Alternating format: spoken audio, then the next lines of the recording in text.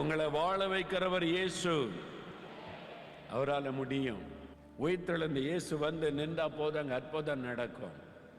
அவர் சொல்றார், எதிர்காலத்தை குறித்து பயப்படாத. எதிர்காலம் ஏன் கையில் இருக்குது. உன்னுடைய எதிர்காலம் இயேசுவின் கரத்தில். நீட்டு தேர்வில் இல்லை உன்னுடைய எதிர்காலம். நீ எழுத போகிற எக்ஸாமில் இல்லை உன்னுடைய எதிர்காலம்.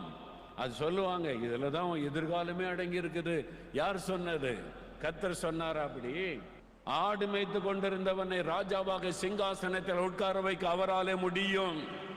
தாய் தகப்பன் அல்லாத ஒரு அநாதை பெண்ணை 127 நாட்டுக்கு ராணியாக நிறுத்த அவராலே முடியும். ஒன்றுமில்லாமல் இந்த ஒன்றை உருவாக்க அவராலே முடியும். யார் சொன்னது இதுதான் உன்னுடைய எதிர்காலம், இது இல்லைன்னா முடிந்தது என்று யார் சொன்னது? ஏன் பயப்படுகிறான்? உன்னுடைய பிள்ளைக்கு எதிர்காலமே இல்லை. யார் சொன்னது?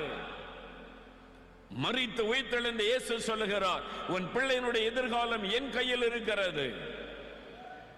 உன் சந்ததியை நான் ஆசீர்வதித்து பெருக பண்ணுவேன் என்று நான் அல்லவா வாக்கு கொடுத்திருக்கிறேன். நான் உன்னை வாளாக்காமல் தலையாக்குவேன் என்று வாக்கு கொடுத்திருக்கிறேனே. நான் தானே சர்வலோகத்தின் ஆண்டவர். நான் தானே அண்ட சராசரங்களை ஆண்டு நடத்துகிற தேவன். என்ன இல்லாமல் ஒரு அதிகாரம் எங்க இருக்கிறது? ஏன் பயப்படுகிறார்? எதிர்காலம் என்ன ஆகுமோ? எதுக்கு பயப்படுறீங்க?